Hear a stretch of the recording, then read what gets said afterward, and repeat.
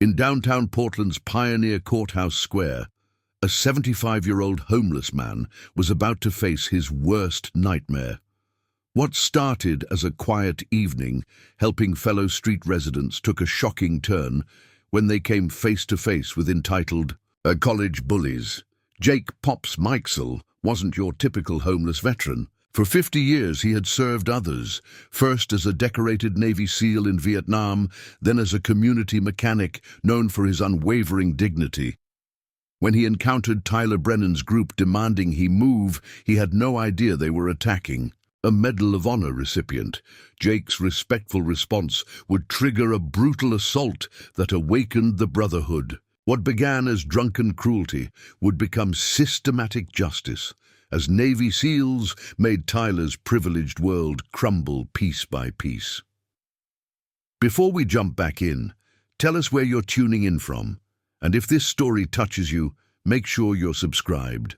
Because tomorrow I've saved something extra special for you. Jake "Pops" Mikesell moved through Pioneer Courthouse Square with the measured stride of a man who'd learned long ago that survival depended on awareness. At 75, his shoulders still carried the military bearing that 3 tours in Vietnam had burned into his bones, though the weight of 3 years on Portland streets had added a careful economy to his movements. Every step was deliberate, every glance calculated.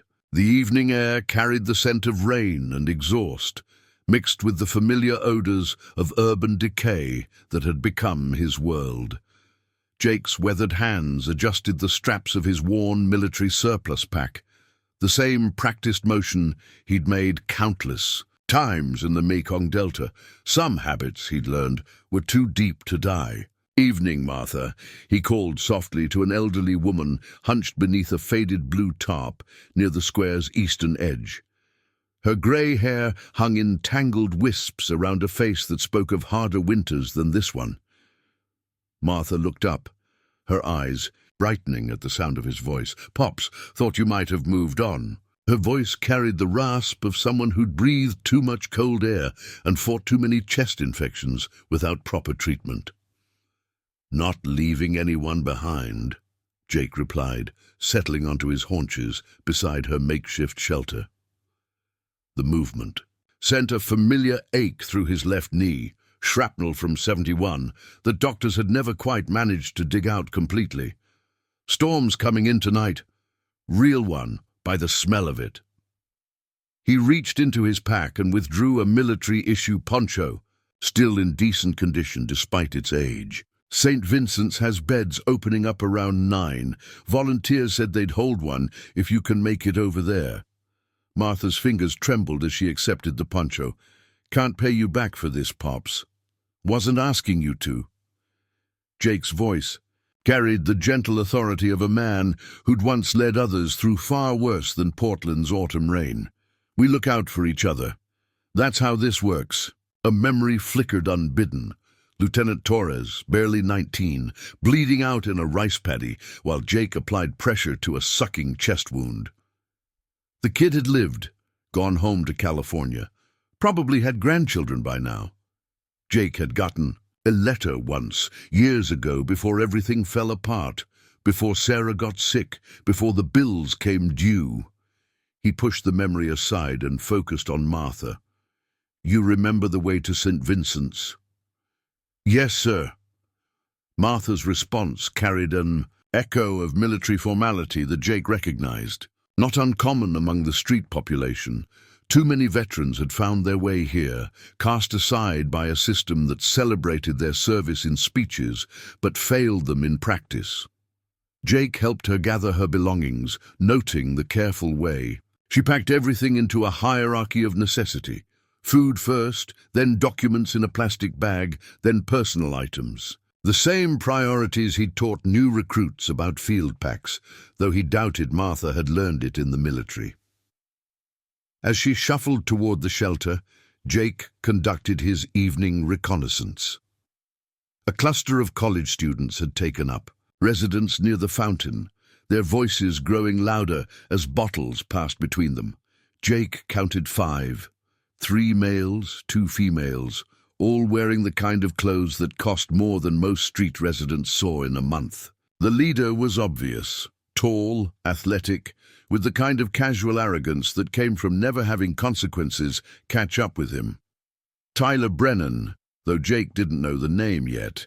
He'd seen the type before, wealthy, entitled, treating the square like their personal playground, while viewing its actual residents as scenery at best, obstacles at worst. Jake's trained eye catalogued the group's positioning, their body language, the aggressive undertones in their laughter. 20 meters away, a young man with a camera bag slung over his shoulder was closing up a coffee cart. Marcus Torres, though Jake didn't know this name either.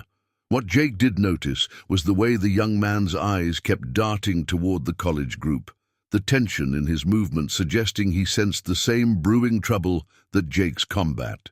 Instincts were screaming about. The bottles kept passing, voices grew louder. One of the group, a stocky kid with perfectly styled hair, threw an empty beer bottle toward a trash can, missing badly. The glass shattered near where an older homeless man was trying to sleep. "Hey!" Jake called out, rising to his feet with fluid grace that belied his age. "People are trying to rest here." Tyler's head turned toward Jake's voice, his eyes taking in the homeless veteran's appearance with undisguised contempt. "Yeah, well, people are trying to have fun here, old man."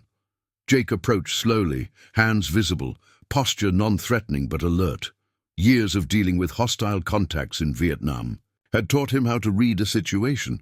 These kids were drunk, emboldened by their numbers, and looking for entertainment. In his experience, that combination rarely ended well for anyone involved. "Just asking you to keep it down a bit," Jake said evenly. "Show some respect for folks who've got nowhere else to go." Tyler's laughter was sharp and ugly. Respect? For what? For losers who can't even afford a roof?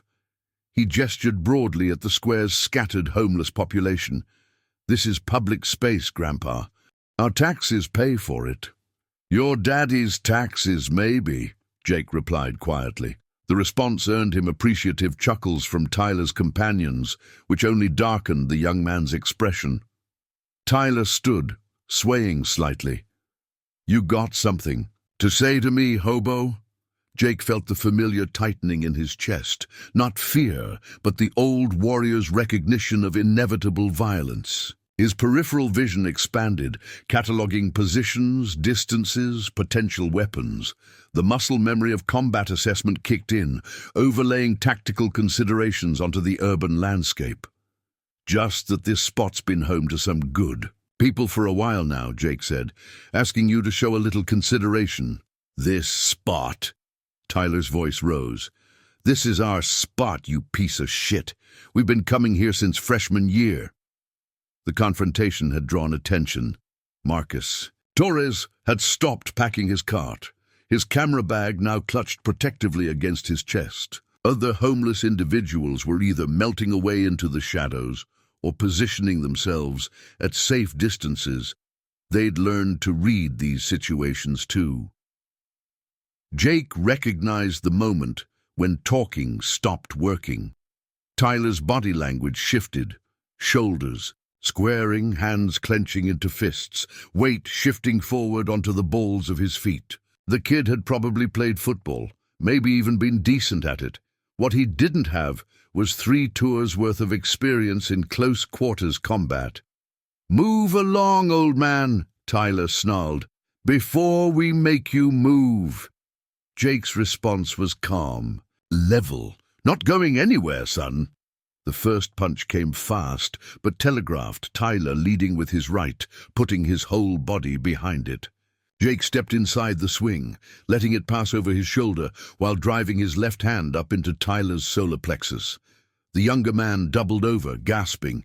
For a moment, Jake allowed himself to hope it might end there. But Tyler's friends were already moving, and he knew that hope was a luxury he couldn't afford. The next few minutes blurred together in a symphony of controlled violence. Jake's body moved with the instinctive precision of decades-old training, muscle memory taking, over where conscious thought would have been too slow. A knee to one attacker's thigh, dropping him with a dead leg. An elbow to another's nose, sending him stumbling backward in a spray of blood. But Jake was 75 years old, and there were 5 of them. Eventually, numbers told. A blow to his temple sent him staggering, and then they were on him, fists and feet finding their targets while he tried to protect his head and vital organs. Through the pain and the chaos, Jake was dimly aware of shouting from across the square. Someone calling for help, running footsteps fading into the distance.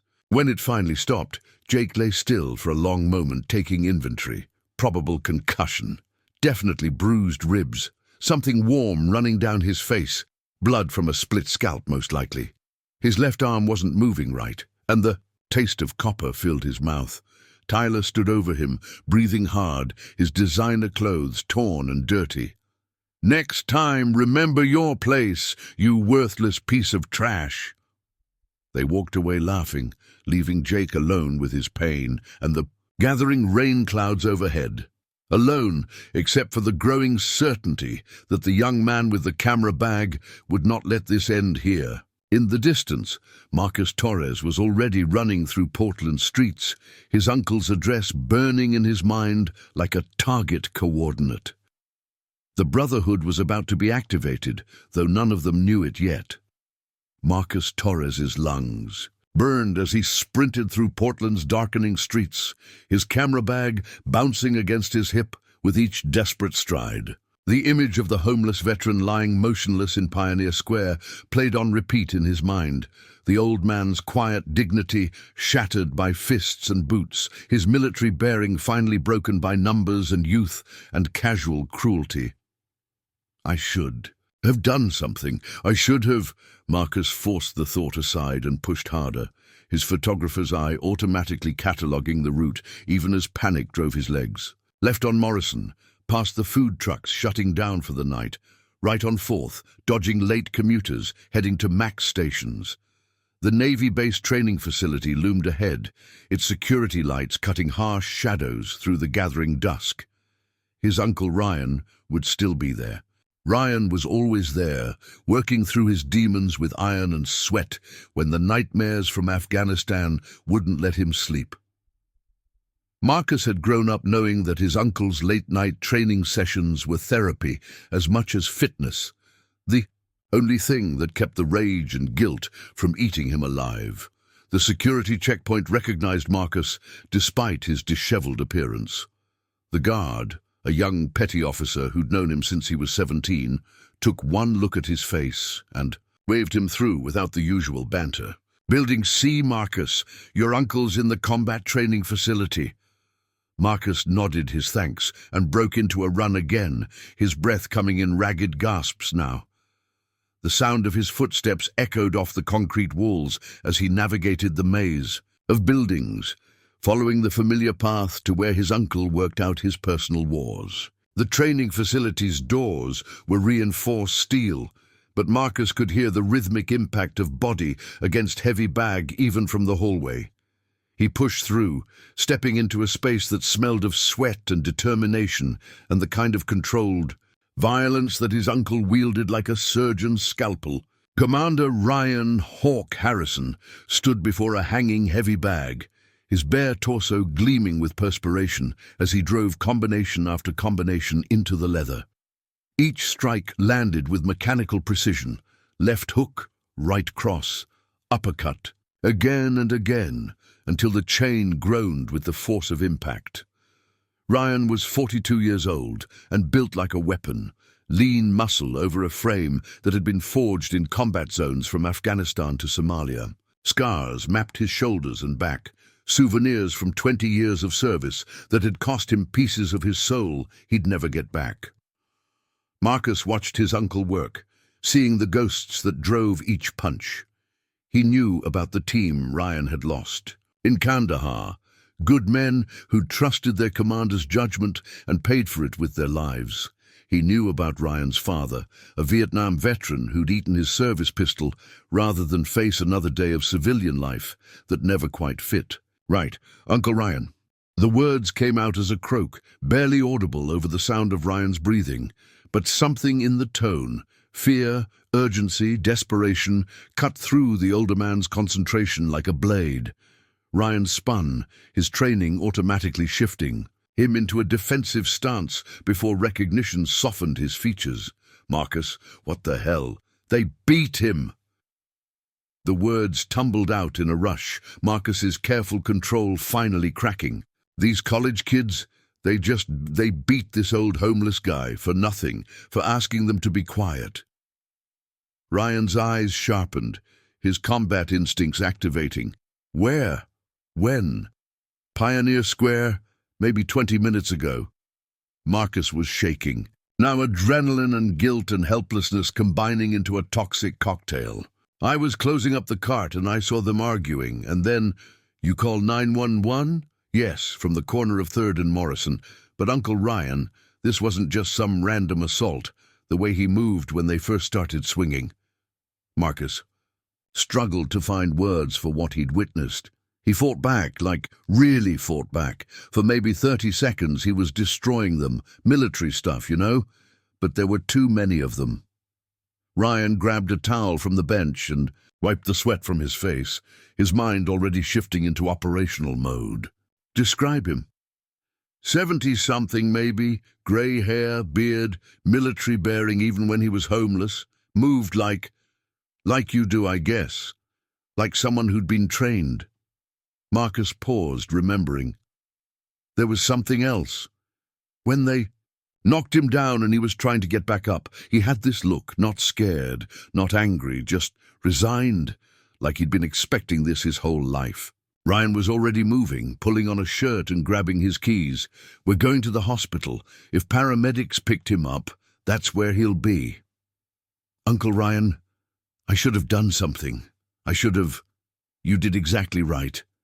Ryan's voice carried the authority of command, cutting through Marcus's spiral of self-recrimination. "You got help. You came to me. That takes courage." They drove through Portland's night in Ryan's pickup truck, the silence heavy with shared understanding. Marcus had grown up in this truck, riding shotgun, while his uncle taught him how to be a man after his parents died in that car accident. When he was 12, Ryan had never pushed him toward military service, had actually discouraged it, knowing what it cost. But he'd instilled the values anyway. Honor, duty, protecting those who couldn't protect themselves. Oregon Health and Science University Hospital's emergency department was a controlled chaos of medical professionals and human suffering. Ryan flashed his military ID at the reception desk, his bearing and tone suggesting official business even, though this was entirely personal. "Navy veteran brought in from Pioneer Square about 30 minutes ago," he told the nurse. "Assault victim. I need to check on his condition."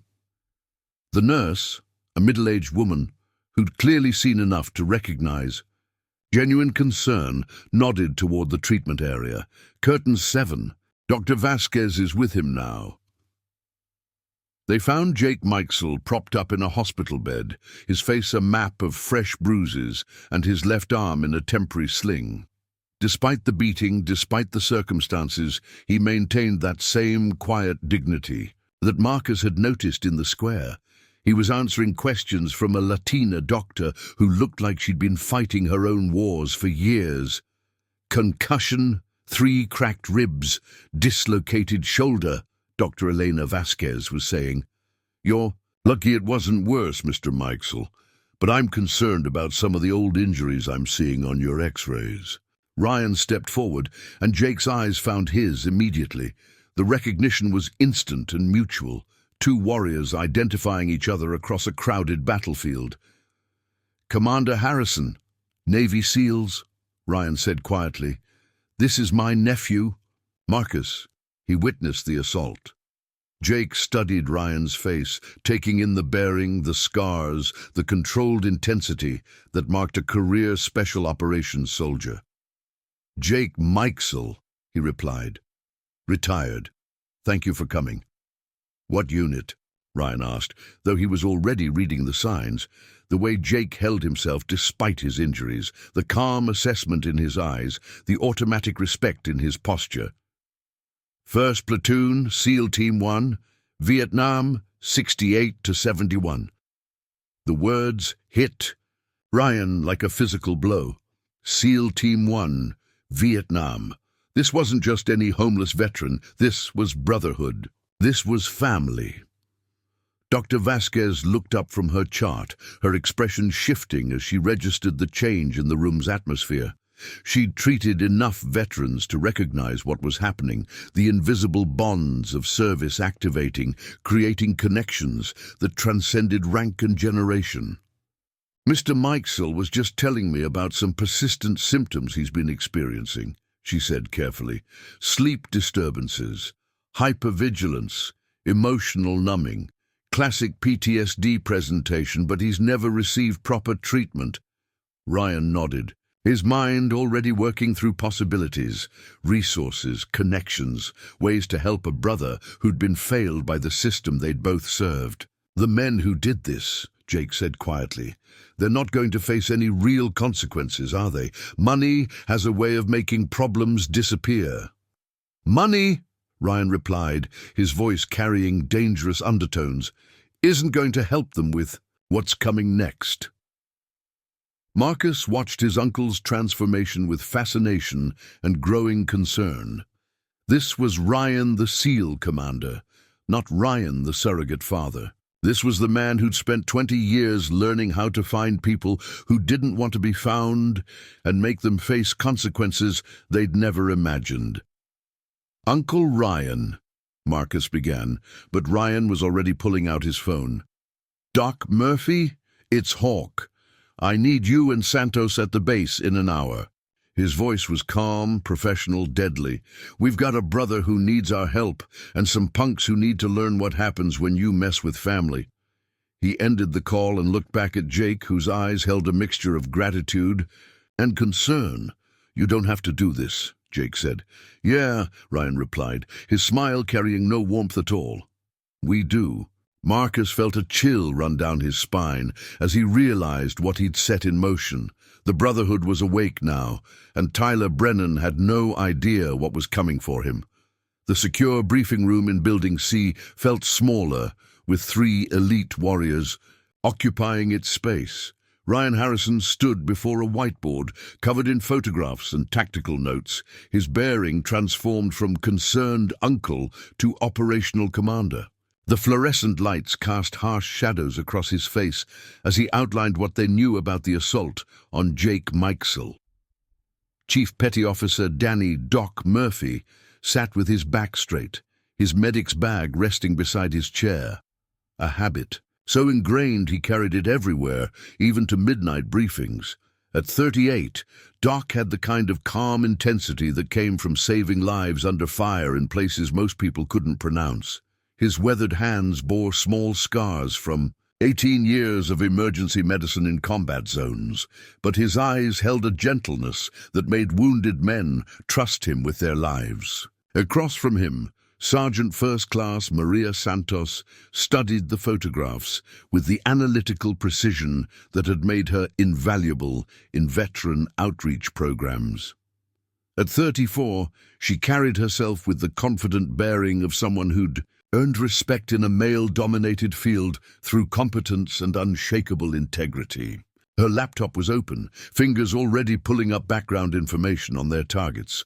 Victim is Jake Mikesell, 75, homeless for 3 years, Ryan began, his voice carrying the crisp authority of countless mission briefings. SEAL, Team 1, 3 tours Vietnam, Purple Heart, Bronze Star, and... He paused, consulting his notes.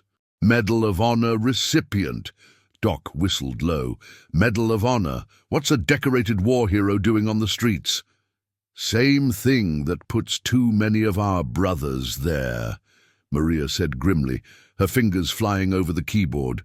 Wife died of cancer 5 years ago. Medical bills destroyed his finances, lost his home to foreclosure. Classic story, sacrifice everything for the system, get abandoned by the system. Ryan nodded, adding more photos to the board. Perpetrators are college students, led by Tyler Brennan, 21. Father is Robert Brennan of Brennan Industries, real estate development, city contracts, the kind of money that makes problems disappear.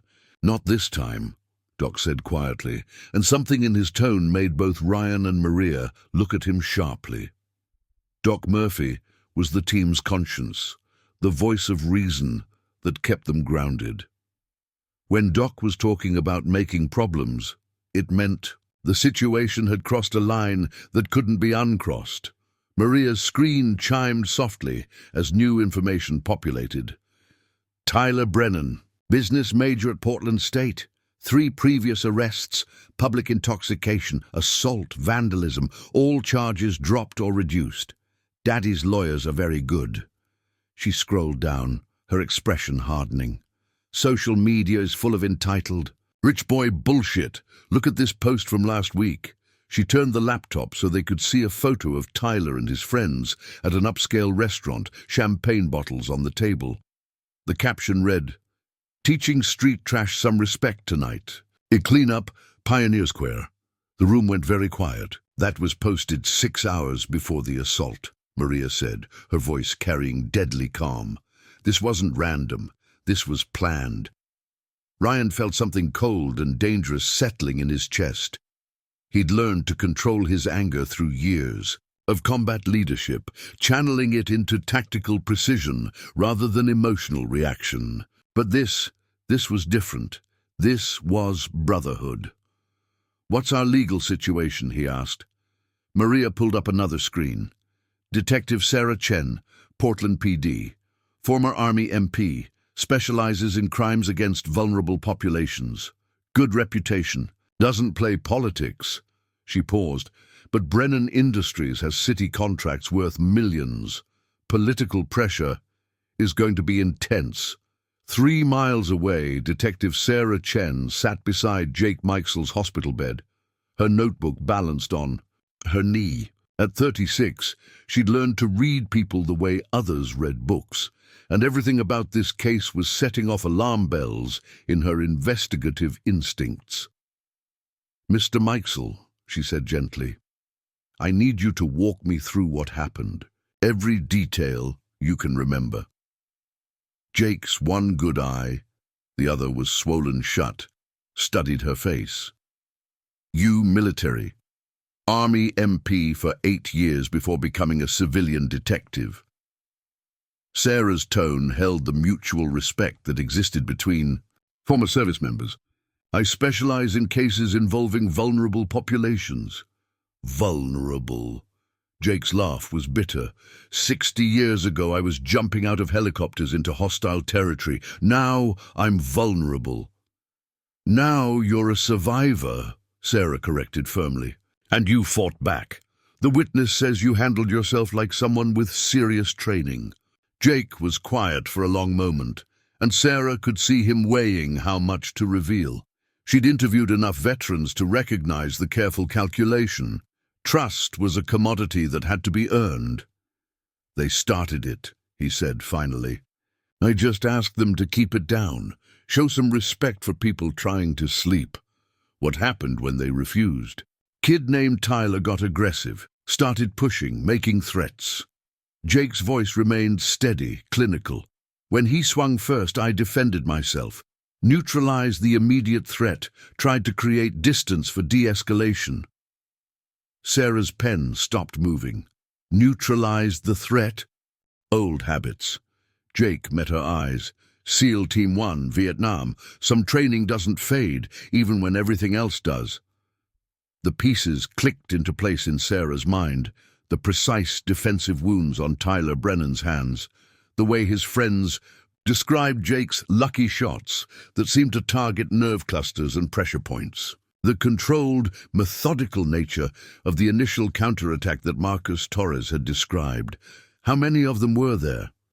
5. I had maybe 30 seconds before the numbers game turned against me. Jake's voice carried no self-pity, just tactical assessment. Might have been different 30 years ago. Sarah made more notes, her detective's mind cataloguing evidence. Mr. Mikesell, I need you to know, Tyler Brennan's family has considerable influence in this city. This case is going to draw attention you might not want. What kind of attention? The kind that puts homeless veterans on the evening news, the kind that makes you a symbol for every political cause in Portland. Sarah leaned forward. Are you prepared for that? Jake was quiet for a long moment, considering. Detective Chen, I've been invisible for 3 years. Maybe it's time people started seeing. Back at the naval facility, Ryan was coordinating with Maria as she built comprehensive profiles on all 5 assault participants. Social media, financial, records, class schedules, addresses, she read from her list. Tyler's got a trust fund worth mid-7 figures, lives in a penthouse downtown his father owns. Surveillance? Ryan asked. Already in motion, Doc reported, ending a phone call. I've got contacts at the hospital. Jake's injuries are consistent with organized assault by multiple attackers. Professional documentation is being compiled. Ryan studied the photos on the whiteboard. Jake's battered face, Tyler's privileged smirk from social media, crime scene photos from Pioneer Square. This isn't just about justice, he said quietly. This is about what happens when people think veterans are disposable. What's the operational objective? Maria asked, her tone suggesting she already knew the answer.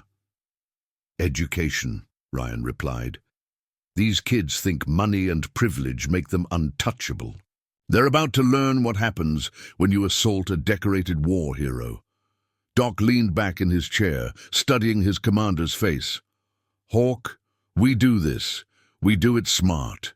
No lines we can't uncross. Agreed. Psychological pressure, not physical retaliation. We make them understand consequences without becoming criminals ourselves. Ryan's smile was sharp and dangerous. But understanding, that's going to hurt. Maria closed her laptop with a soft snap. When do we start? Ryan checked his watch. Tyler Brennan has an 8 a.m. business ethics class tomorrow. Seems like perfect timing to begin his real education. The 3 warriors looked at each other, and in that moment, Tyler Brennan's comfortable world began its inevitable collapse. The Brotherhood had been activated, and they were very, very good at their job. Outside the briefing room, Marcus Torres sat in the hallway, still processing what he'd witnessed at the hospital. He'd set something in motion tonight that was bigger than him, bigger than his uncle's protective instincts. He'd awakened something that Tyler Brennan couldn't buy his way out of.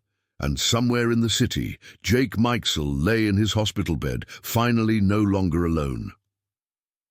Tyler Brennan's morning began with his Porsche refusing to start.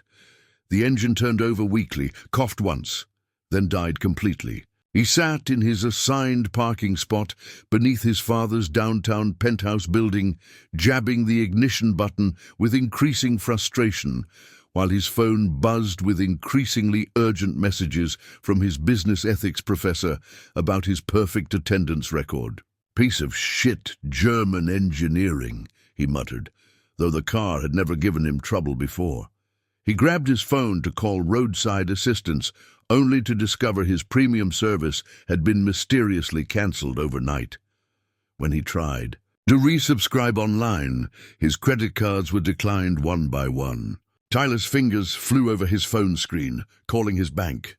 After 15 minutes on hold, a customer service representative explained with mechanical politeness that his accounts had been flagged for suspicious activity and were under review.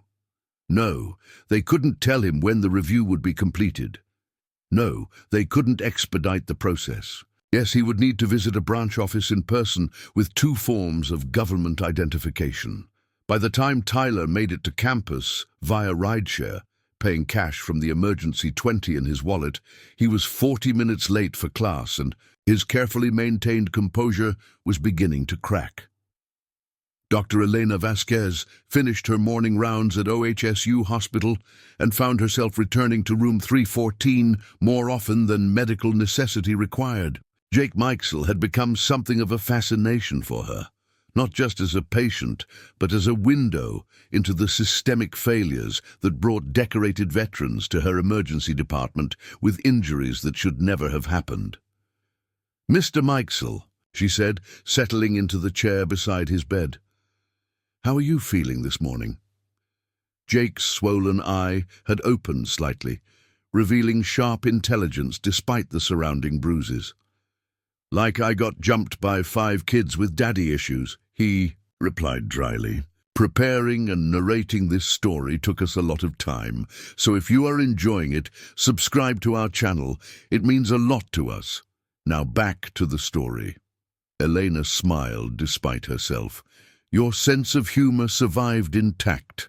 That's encouraging." She consulted his chart, noting the steady improvement in his vital signs.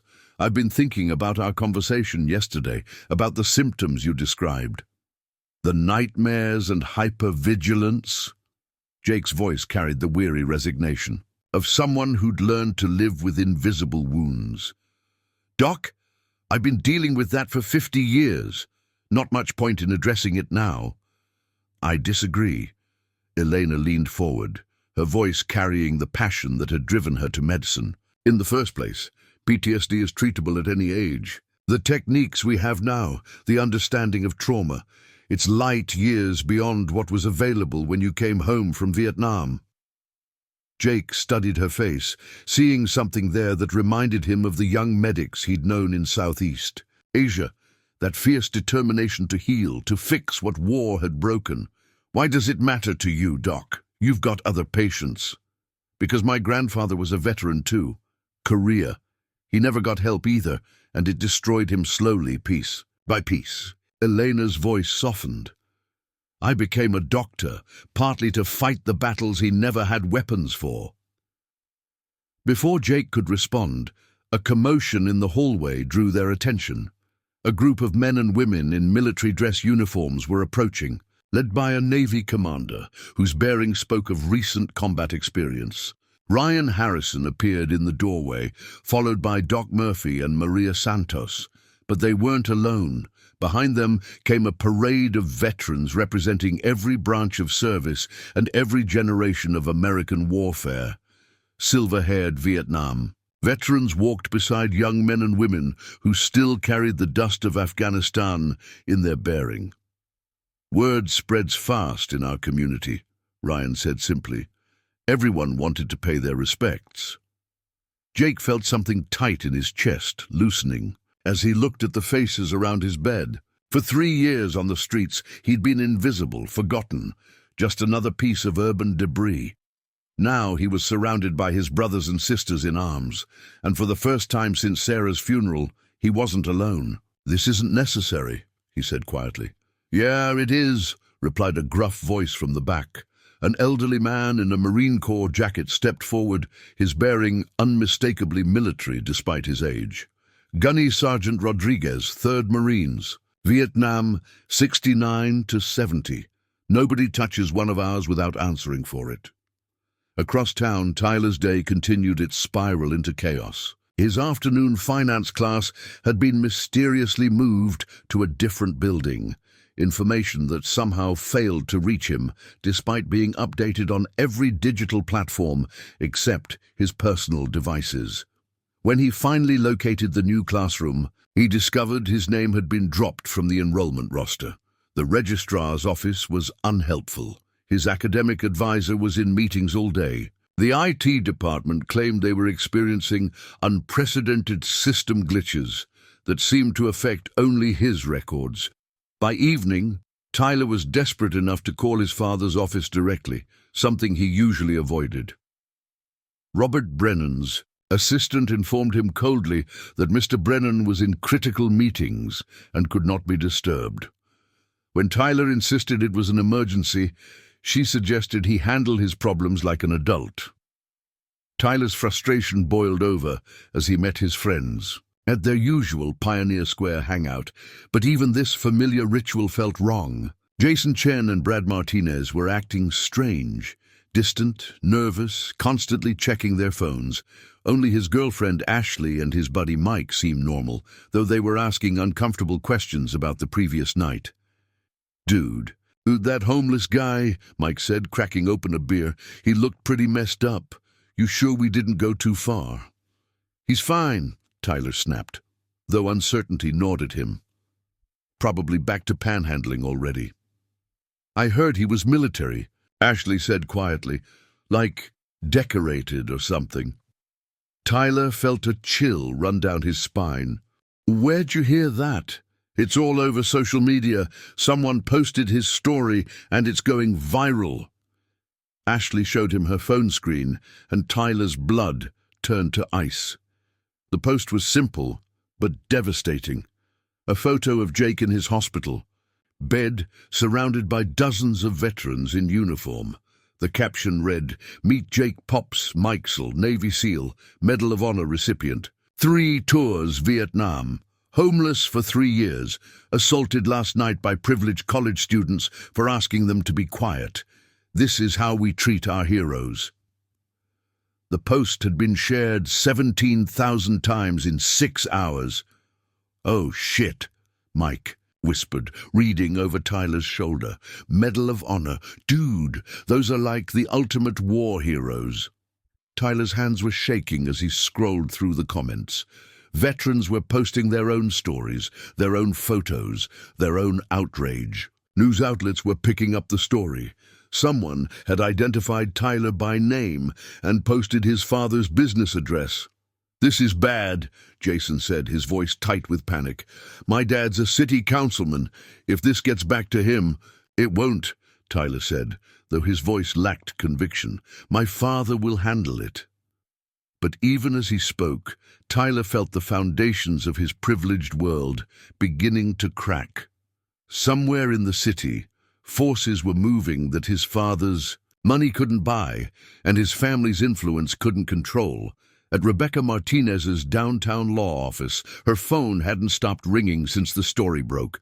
A former prosecutor with a reputation for taking on cases others wouldn't touch, she'd been following Jake Mikesell's story since Detective Chen had quietly reached out to her through mutual contacts. "We need to move fast," she told her assistant. "Media attention like this can be a double-edged sword. We need to make sure Mr. Mikesell's interests are protected." Rebecca understood something that Tyler Brennan's privileged world had never taught him. Sometimes justice moved through channels that money couldn't reach. Sometimes the system worked exactly as it was supposed to, when the right people decided to pay attention. And right now, all the right people were paying very close attention to what happened to Jake Pops Mikesell. The reckoning had begun, and Tyler was about to learn that some lessons couldn't be bought off or wished away. They had to be lived through, one painful consequence at a time. The dawn light filtering through Jake Mikesell's hospital window carried the promise of a day. Unlike any he'd experienced in years, Dr. Vasquez had cleared him for discharge, and Rebecca Martinez was waiting in the hallway with paperwork for temporary housing. Not a shelter bed, but a real apartment secured through veteran advocacy funds that had materialized overnight as Jake's story spread. "There's more," Rebecca said, settling into the chair beside his bed. Her sharp legal mind was already 3 moves ahead, anticipating challenges and opportunities. "The VA wants to fast-track your disability evaluation. Media attention has a way of making bureaucracy move faster." Jake studied the discharge papers, his weathered hands steady despite everything he'd been through. "This feels too easy. Like I'm taking charity." "You're not taking anything," Rebecca replied firmly. "You're accepting what you earned 50 years ago. The system failed you. We're just making it work the way it should have from the beginning." Through the window, Jake could see news vans gathering in the hospital parking lot. His story had grown beyond a simple assault case into something larger, a symbol of veteran homelessness, systemic failure, and the power of community response. It was attention he'd never wanted but was beginning to understand he might need.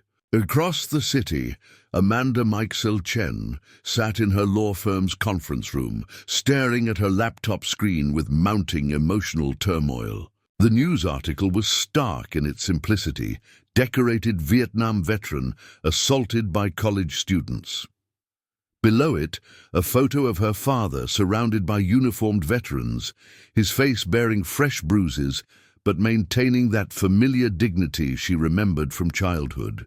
Her phone buzzed with a text from her husband David. "The kids are asking about their grandfather. Should I tell them?" Amanda's children had never met Jake. The estrangement had been her choice, her anger, her inability to understand why her father had missed so many birthdays and school plays and important moments because duty always seemed to come first.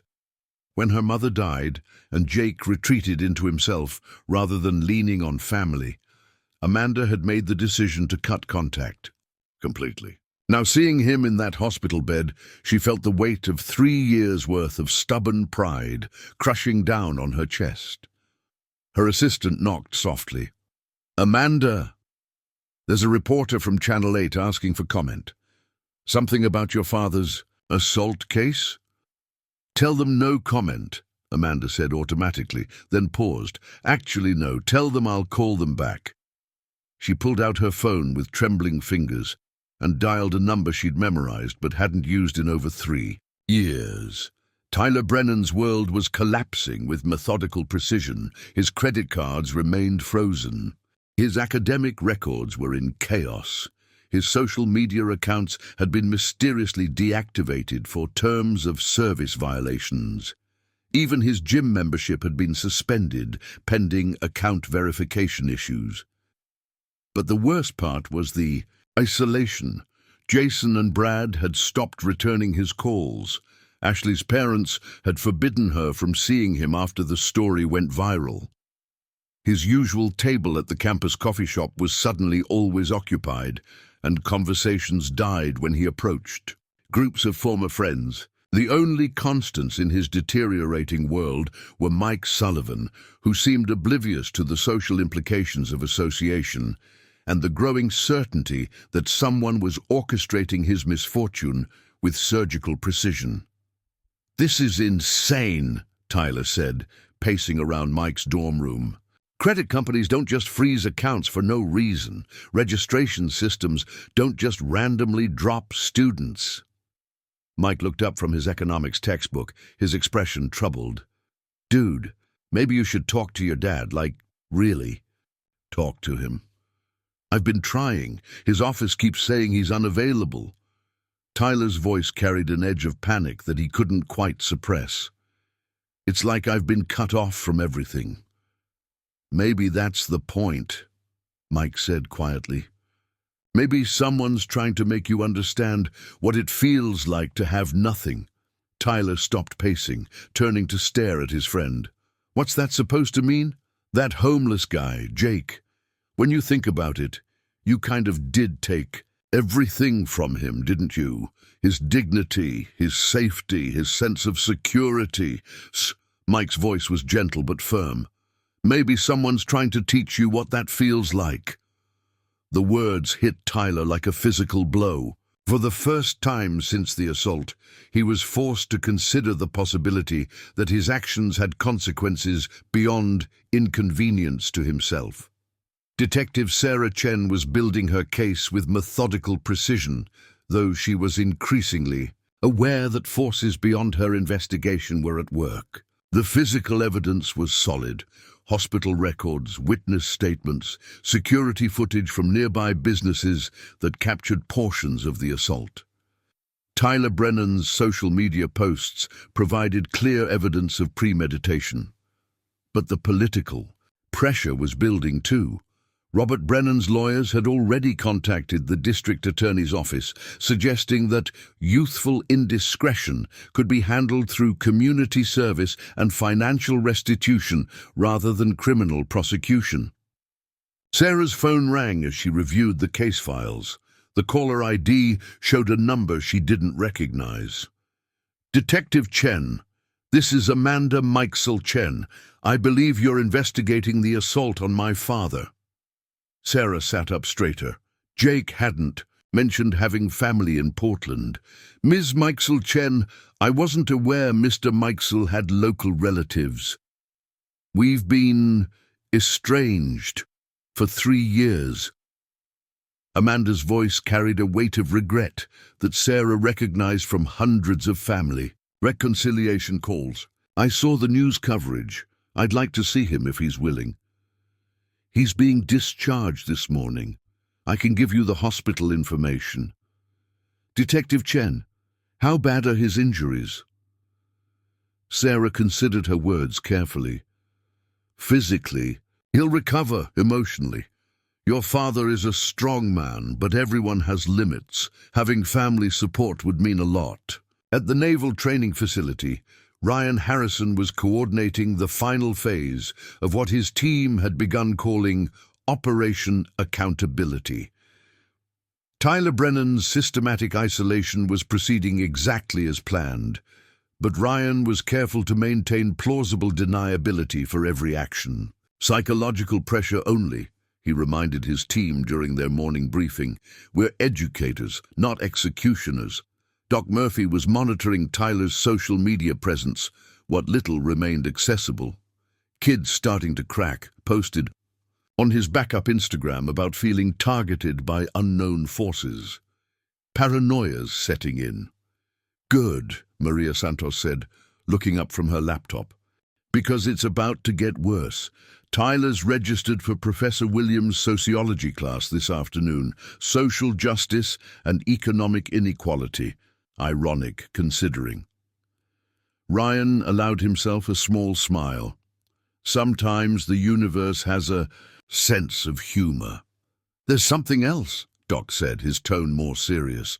Jake's daughter called the hospital. She's coming to see him. The room went quiet. They all understood the significance. Family reconciliation was often the most powerful healing tool available to wounded veterans. Then we make sure this works out right, Ryan said. Tyler Brennan picked the wrong veteran to mess with. He's about to learn that the Brotherhood takes care of its own. Marcus Torres was setting up his coffee cart when he noticed Tyler approaching from across Pioneer Square. The young man looked haggard, unshaven, clothes wrinkled, eyes darting nervously. Around the space where he'd committed assault just days before, Marcus felt his heart rate increase as Tyler walked directly toward him, his movements carrying a desperate energy that set off every alarm Marcus's uncle had taught him to recognize.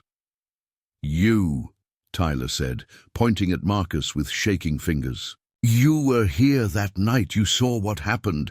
Marcus kept his hands steady as he continued arranging his equipment, but his mind was already calculating distances to escape routes. I saw you and your friends beat up an old man. That's not what I meant. Tyler's voice rose, drawing attention from other square residents. Someone's been messing with my life, my accounts, my school records, everything. And it started. Right after that night, Marcus looked up, meeting Tyler's eyes directly. Maybe that's called consequences. Consequences? Tyler's laugh was brittle, edged with hysteria. My father will hear about this. My family has influence in this city. You have no idea what you're dealing with. No, Marcus replied quietly, his photographer's eye automatically framing the moment, entitled Privilege Finally Meeting Reality. I think you're the one who has no idea what you're dealing with. As Tyler opened his mouth to respond, a black sedan pulled up to the square's edge. Through the tinted windows, Marcus could see the silhouettes of men in military bearing, waiting and watching. The convergence was complete. Tyler Brennan was about to learn that some lessons couldn't be bought, avoided, or wished away. They could only be lived through, one painful truth at a time. Tyler Brennan's world finally shattered completely when he returned to his penthouse apartment to find his key card deactivated and his belongings stacked neatly in the lobby. The building manager, a man who'd known Tyler since he was 16, avoided Eye contact as he handed over a notice of immediate eviction signed by Robert Brennan himself. "I don't understand," Tyler said, his voice hollow with disbelief. "This is my father's building." "Not anymore," the manager replied curtly. "Your father's attorney called this morning, said you were being cut off pending resolution of certain legal matters." Tyler stared at the boxes containing his life, expensive clothes, gaming equipment, textbooks he'd never bothered to read. Everything felt surreal, like watching someone else's life fall apart from a safe distance. Except the distance was closing rapidly, and the life was his own. His phone buzzed with a text from an unknown number. "Your friends talked. Arrest warrant being issued. Run while you can, or face what you've done. Your choice." 3 miles away, Jake Mikesell sat in the passenger seat of Rebecca Martinez's car, watching Portland's familiar streets roll past through different eyes. The city looked the same, but his perspective had fundamentally shifted. He wasn't invisible anymore. He was a man with allies, with purpose, with somewhere to go. "The apartment's modest," Rebecca said as they pulled into the parking lot of a converted warehouse in southeast Portland. "But it's yours for as long as you need it. Veteran housing program, fully funded." Jake studied the building. Clean, well-maintained, with small balconies overlooking a community garden. It was more than he'd hoped for in 3 years of sleeping. "Rough. How many strings did you have to pull for this?" "None," Rebecca replied with a slight smile. "Your story has activated networks I didn't even know existed. Veterans helping veterans, community organizations that have been waiting for the right case to rally around." She paused. "You're not just a victim anymore, Jake. You're a symbol." As they climbed the stairs to apartment 2B, Jake felt the weight of that responsibility settling on his shoulders. Being a symbol meant carrying other people's hopes and expectations, something he'd never asked for, but was beginning to understand he might need to accept. The apartment was simple but complete, furnished with donations from various veteran organizations, stocked with essentials, and somehow feeling like home in a way that surprised him. On the kitchen counter, a handwritten note. "Welcome home, brother. VFW Post 792. Dr. Elena Vasquez was leaving her shift at OHSU when she noticed the young woman sitting in the emergency department waiting area, clearly struggling with some internal decision. Amanda Mikesell Chen looked like she'd been there for hours, checking her phone repeatedly and staring at the elevator banks that led to the medical floors. Eleanor recognized the particular type of anguish, family reunion anxiety mixed with years of unresolved guilt.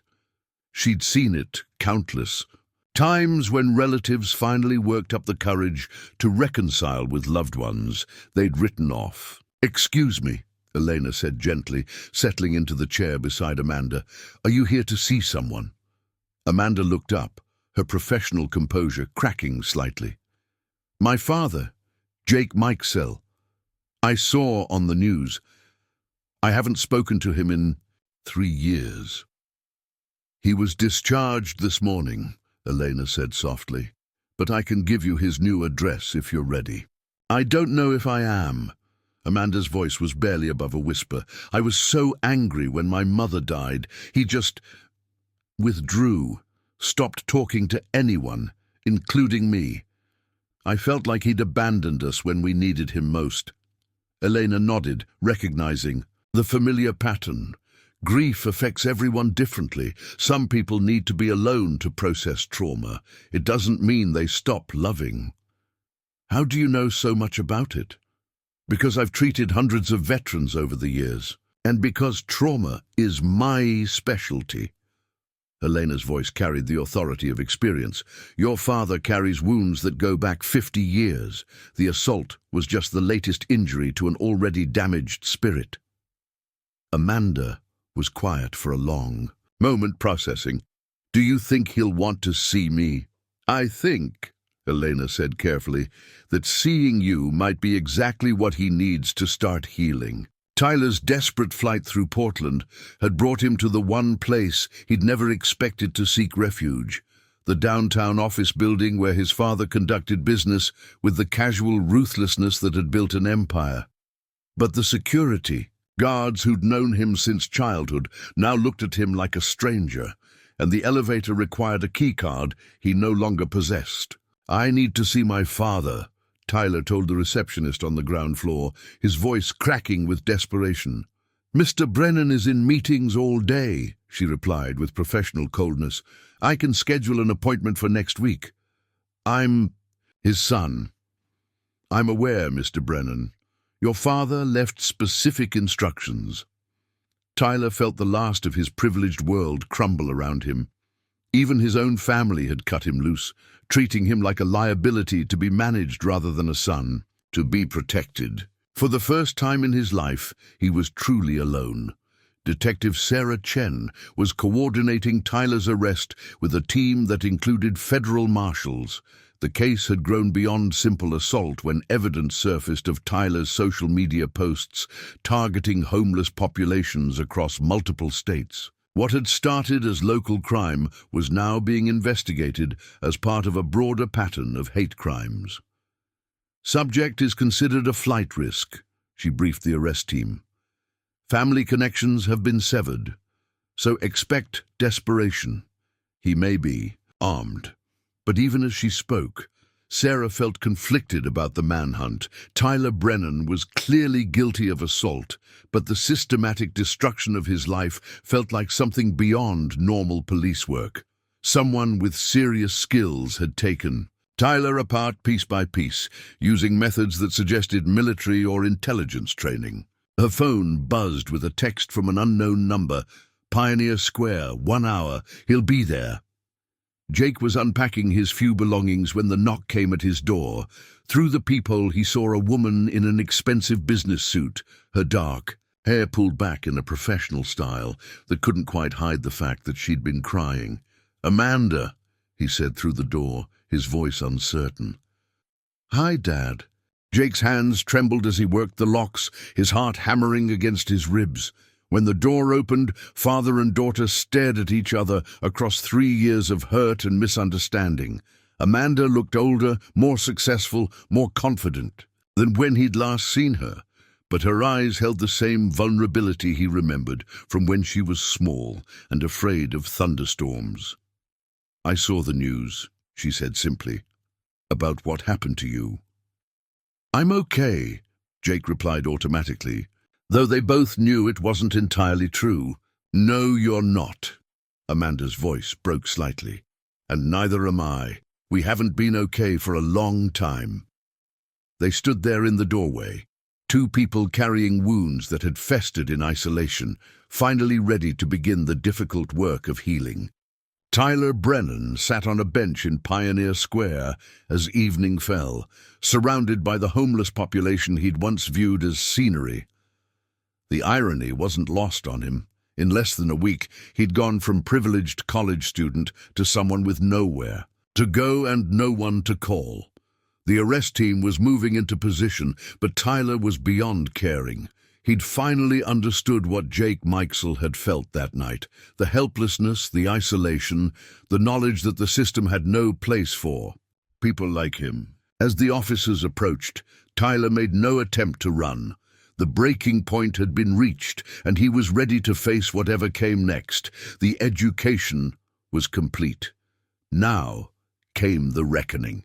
The Multnomah County Courthouse buzzed with an energy that veteran court reporter Mary Sullivan hadn't experienced in 30 years of covering trials. Media trucks lined the streets.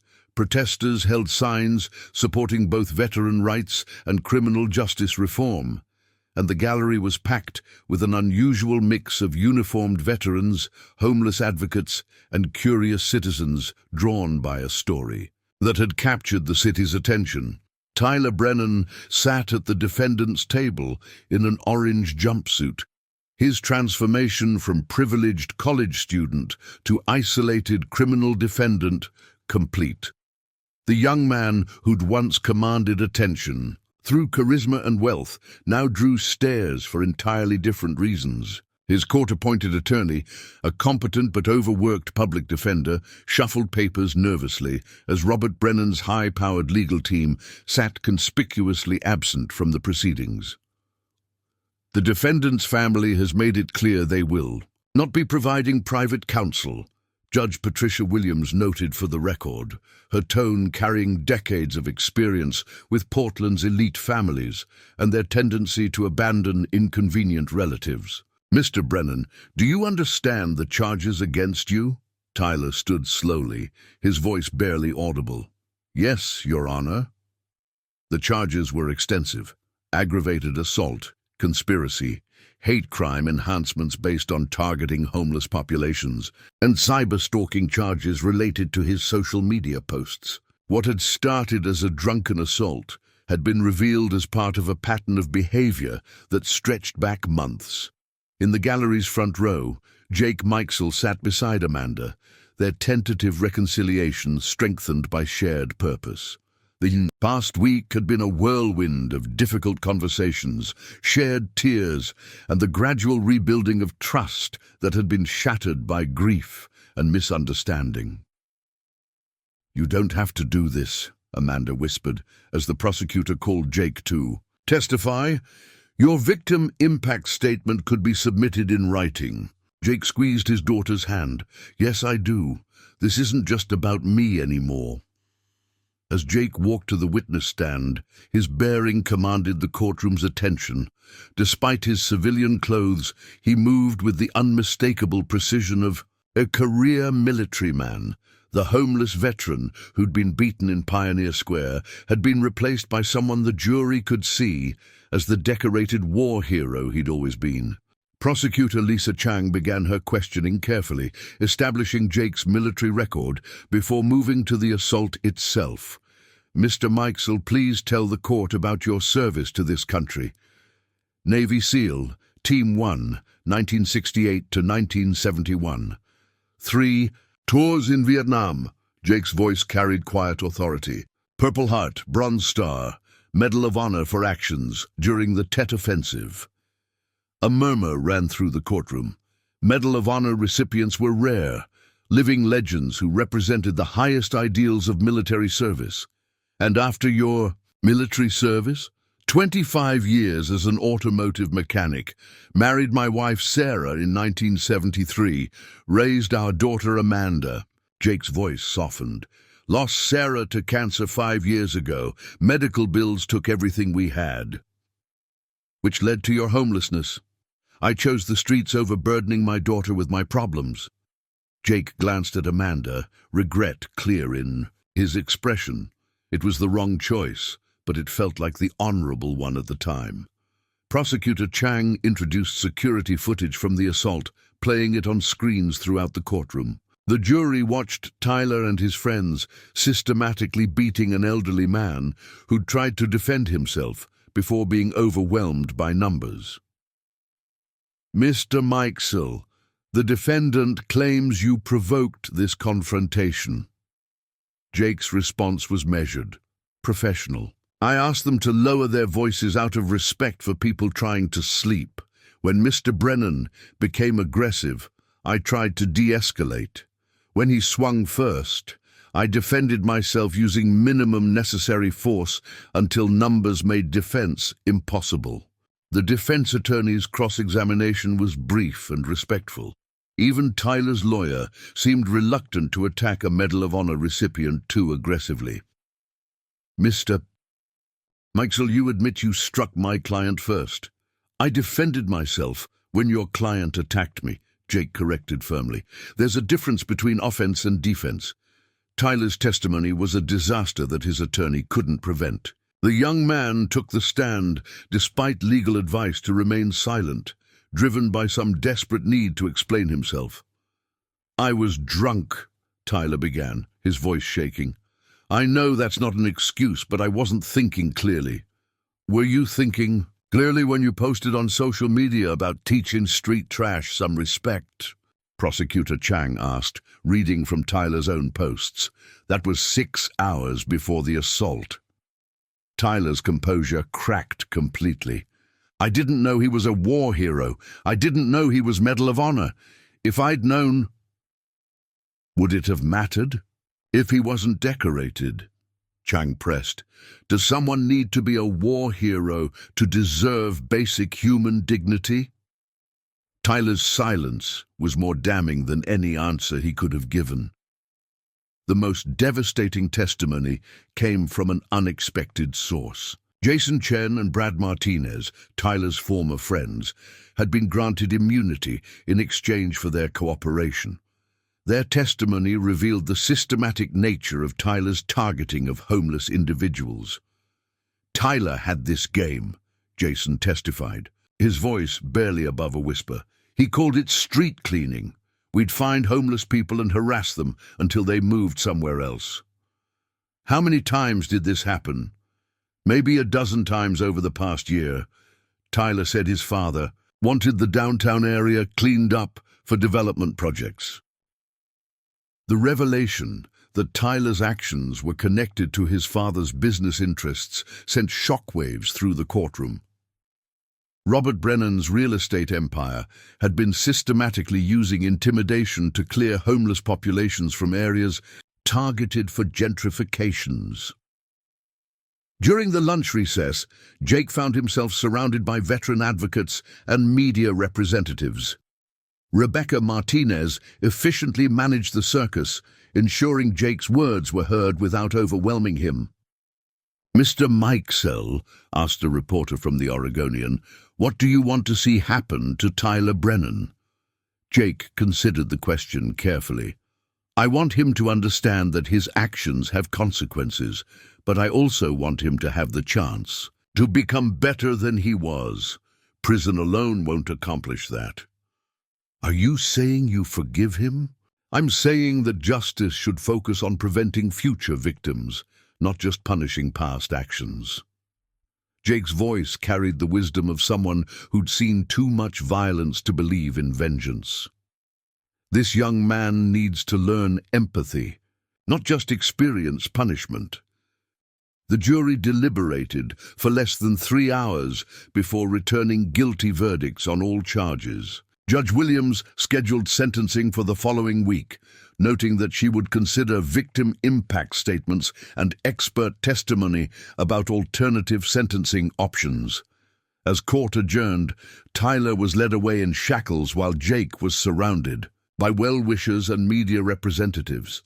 But the most important moment came when Amanda approached him in the courthouse hallway. I'm proud of you, Dad, she said simply. Not just for your testimony, but for how you've handled all of this. Jake pulled his daughter into a hug, feeling pieces of his broken heart finally beginning to heal. I'm proud of you too, for giving me another chance. That evening, Ryan Harrison sat in a quiet bar near the naval base, reviewing news coverage of the trial with Doc Murphy and Maria Santos. Their mission had been successful. Tyler Brennan was facing justice, Jake Mikesell was getting the support he deserved, and the broader issues of veteran homelessness were receiving public attention. Think the kid learned anything? Doc asked, studying a photo of Tyler being led away in handcuffs. Hard to say, Ryan replied, but he's going to have plenty of time to think about it. Maria raised her beer in a quiet toast. To Jake Mikesell, and to the Brotherhood. To the Brotherhood, they echoed. Outside, Portland's streets continued their endless rhythm, but something fundamental had changed. A homeless veteran had been seen, heard, and valued. Justice had been served with precision and purpose, and somewhere in the city, other vulnerable people slept a little easier, knowing that someone was watching out for them. The reckoning was complete, but the healing had only just begun. 6 months after Tyler Brennan's sentencing to 3 years in prison with mandatory community service, upon release, the morning sun filtered through the windows of the Mikesell Veterans Resource Center, a converted warehouse in southeast Portland that had become the epicenter of the city's renewed commitment to veteran services. Jake Pops Mikesell stood before a group of 20 homeless veterans, his weathered hands steady as he held a cup of coffee that had become as much a part of his morning routine as his military bearing. "Recovery isn't linear," Jake said, his voice carrying the authority of lived experience. "Some days you'll feel like you're making progress. Other days you'll feel like you're right back where you started. That's normal. That's human." The faces looking back at him were a map of American military history. Vietnam veterans like himself, Gulf War veterans still fighting invisible wars, young men and women from Iraq and Afghanistan carrying wounds that wouldn't heal with time alone. Each face told a story of service and sacrifice, followed by a system that had failed them when they needed it most. "Mr. Mikesell?" A young woman in the back row raised her hand tentatively. "Maria Gonzalez, Army medic, 2 tours in Afghanistan, homeless for 8 months after PTSD made holding a job impossible. How do you deal with the guilt about accepting help?" Jake's smile was gentle, understanding. "Same way you dealt with accepting orders in the field, Maria. You recognize that sometimes the mission requires you to let others carry part of the load." He paused, looking around the room. "Your mission now is healing. Let us help you carry that." Across the room, Tyler Brennan mopped floors with methodical precision, his orange community service vest a stark contrast to the designer clothes he'd once worn like armor. 3 days a week, court-mandated service brought him to the Veteran Center, where he performed maintenance tasks under the supervision of Rebecca Martinez's legal aid program. The irony wasn't lost on anyone. The young man who'd assaulted Jake was now working in the center that bore his victim's name. But Jake had specifically requested Tyler's placement here, believing that understanding required proximity to the consequences of one's actions.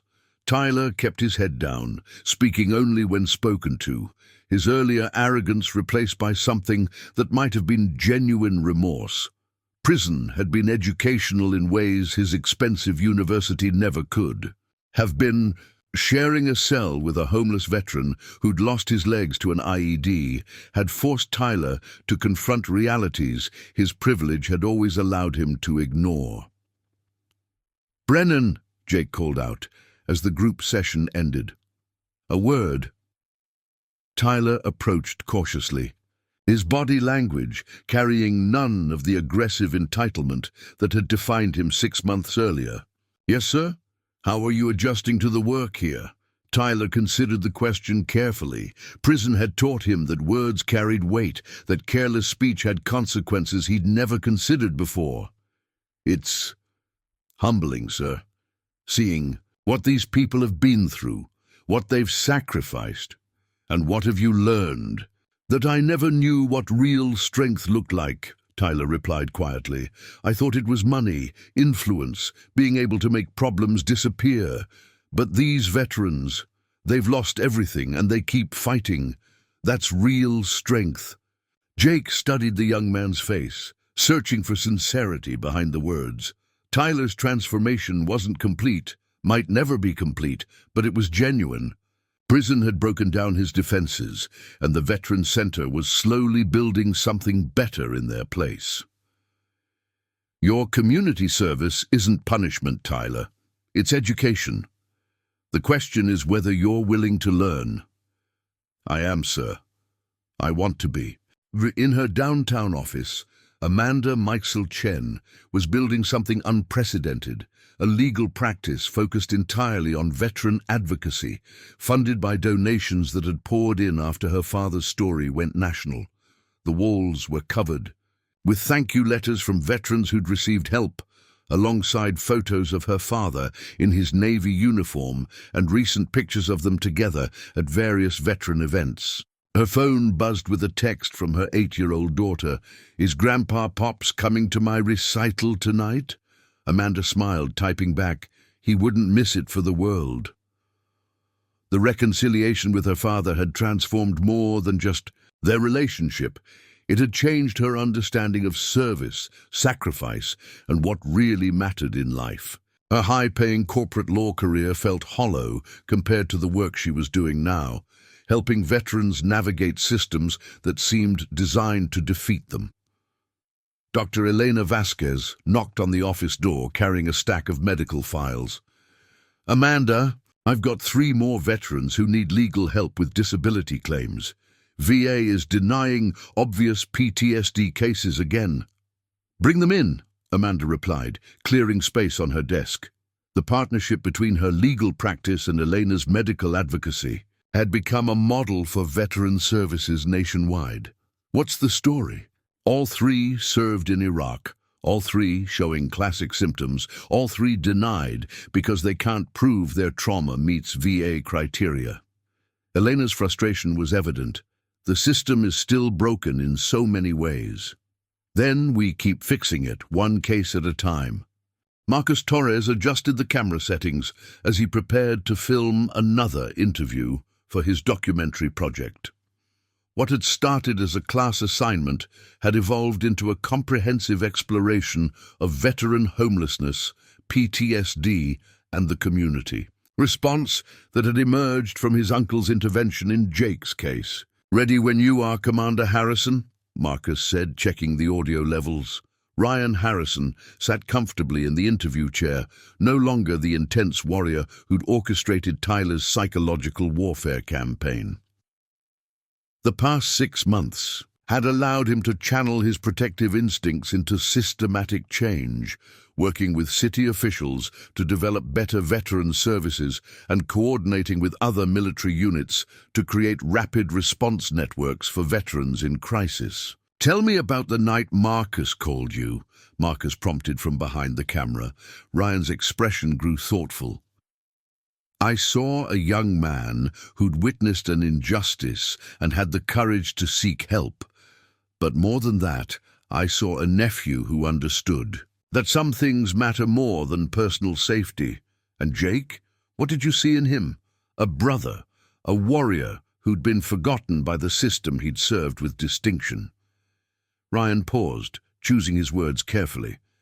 "The Brotherhood doesn't end when you take off the uniform. We take care of our own, regardless of circumstances. Some critics have suggested that your team's response was excessive, that you took justice into your own hands." Ryan's smile was slight but firm. "We provided education. Tyler Brennan learned consequences. The system worked exactly as it was, supposed to, eventually." That evening, the multi-purpose room at the Veterans Center was packed for what had become a monthly tradition, a community dinner where veterans, their families and supporters gathered to share meals and stories. Jake stood at the head of the room, looking out at faces that had become familiar over the past months. Amanda sat at a front table with her children, who'd quickly adopted their grandfather as the most interesting adult in their lives. Dr. Vasquez chatted with Maria Santos about upcoming policy initiatives. Rebecca Martinez was deep in conversation with several veterans about legal issues. Marcus moved through the crowd with his camera, documenting the community that had grown around Jake's story.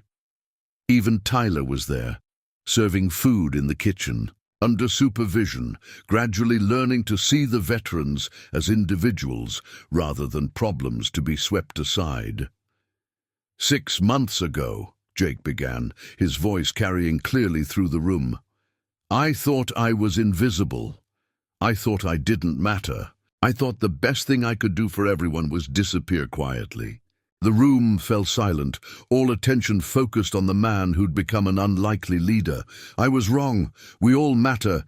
Every veteran in this room, every person struggling on the streets, every family trying to rebuild after trauma. We all matter." Jake's eyes found Amanda's, then moved to Tyler in the kitchen doorway. "And sometimes the most important thing we can do is help each other become the people we're meant to be." The applause was warm, sustained, carrying the weight of shared experience and mutual support. Outside, Portland's streets continued their endless rhythm. But inside the Veteran Center, something had been built that wouldn't easily be broken. The reconstruction was complete, but the work would continue, because that's what family does. They show up, they support each other, and they never leave anyone behind. Jake looked around the room one more time, feeling Sarah's presence beside him for the first time since her death. She would have been proud of what they'd built here, proud of the daughter who'd found her way back to her father, proud of the community that had risen to support those who'd served. The invisible warrior was invisible no more. 1 year after the assault that changed everything, Jake Mikesell stood at the podium of the Washington, D.C. Convention Center, looking out at 3,000 faces representing every branch of the military and every generation of American service. The National Veterans Conference had invited him as their keynote speaker, a role he'd never imagined when he was sleeping. Rough in Pioneer Square. "Ladies and gentlemen," Jake began, his voice carrying the same quiet authority that had sustained him through Vietnam and homelessness alike. "I want to tell you about invisible wounds and visible brotherhood." In the audience, Amanda sat with her children, watching her father command the attention of the nation's veteran leadership with the same dignity he'd maintained even at his lowest point. Beside her, Tyler Brennan, now 2 years into his community service and 6 months into social work school, took careful notes. His transformation from entitled aggressor to dedicated advocate still surprising those who'd known him before. 18 months ago, I was a statistic," Jake continued. "One of 40,000 homeless veterans in America, invisible to a society that had moved on from our wars, forgotten by systems that had promised to care for us." His eyes found familiar faces in the crowd. Ryan Harrison, now promoted to captain and heading the Navy's new veteran transition program. Maria Santos, whose outreach work had become a model for military branches nationwide. Dr. Elena Vasquez, whose veteran healthcare initiatives had been adopted by VA hospitals across the country. But visibility isn't about recognition, it's about connection. It's about understanding that the brotherhood doesn't end when we take off the uniform. In Portland, Marcus Torres was putting finishing touches on his documentary, The Invisible Warrior, a story of brotherhood and redemption, which would premiere at the Sundance Film Festival next month. The editing room at Portland State University buzzed with activity as he and his film school colleagues prepared the final cut. "This scene with Tyler at the Veteran Center," his professor noted, reviewing the footage. "The transformation is remarkable, from perpetrator to advocate." Marcus nodded, remembering the first time he'd filmed Tyler working with homeless veterans, the young man's careful, respectful interactions with people he'd once viewed as obstacles.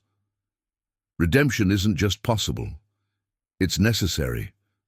Otherwise, what's the point of justice? The documentary had already been optioned by Netflix, with plans for nationwide distribution and educational programming. Marcus had found his calling in storytelling that mattered, using his art to bridge understanding between communities that too often remained isolated from each other. Back in Washington, Jake was nearing the end of his speech. "Today I stand before you not as a victim, but as proof that brotherhood transcends circumstances. The Navy SEALs who came to my aid, the doctors who treated my wounds, the lawyers who fought for justice, the family who forgave my pride, they reminded me that no one serves alone." He paused, looking at a special section where Tyler sat with other veterans who were pursuing degrees in social work and counseling. "We've learned that accountability and compassion aren't opposing forces. They're partners in the work of healing our communities."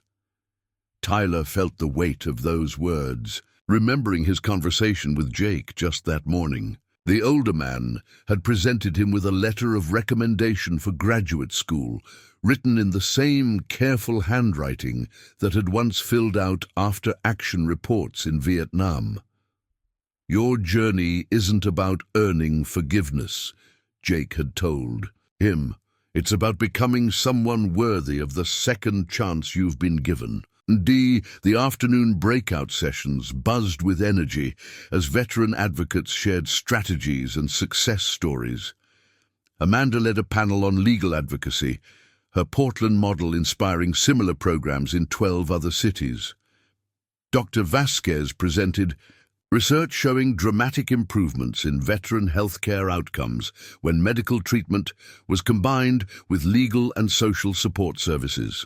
Ryan Harrison's presentation on rapid response networks had drawn standing room-only attendance. The Brotherhood operates 24/7, he told the audience. When a veteran is in crisis, response time matters. We've created systems that activate within minutes, not days. That evening's recognition ceremony honored Jake with the conference's highest civilian award. As he accepted the Crystal Eagle statue, he thought about the circuitous path that had led him here, from decorated warrior to forgotten homeless man to unlikely advocate. This belongs to everyone who believes that service to others is the highest calling, he said, holding up the award. To the doctors who see patients, not problems. To the lawyers who fight for justice over profit. To the young people who choose healing over hatred. Up in the audience, Tyler wiped tears from his eyes, understanding that he'd been included in that benediction despite everything he'd done.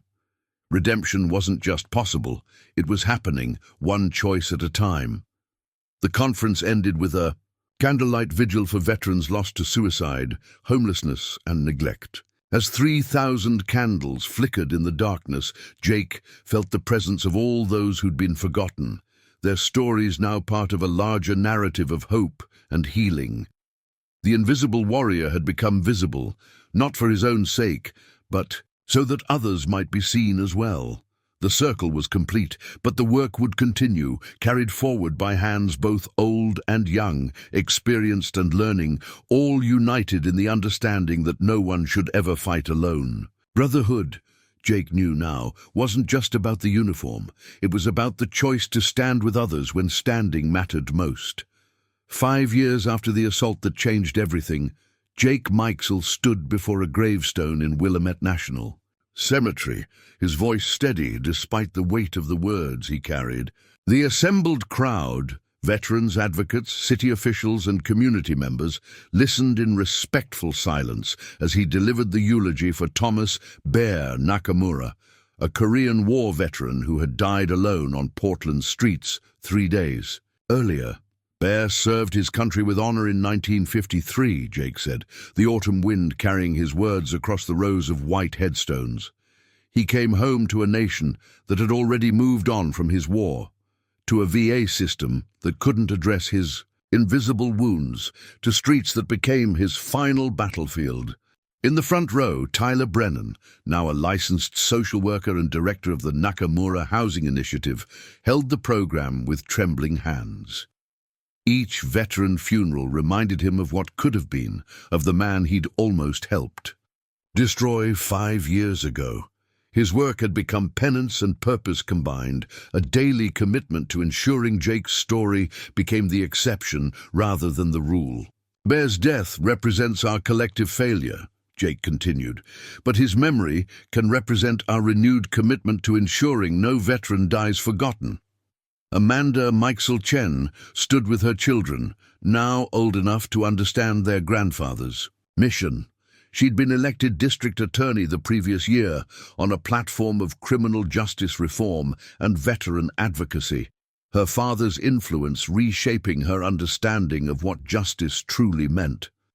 Behind them, Marcus Torres filmed quietly, his documentary work having evolved into a production company specializing in veteran stories. His latest project, a collaboration with Tyler called Redemption: Second Chances for First Offenders, was changing how courts approached young adult crime.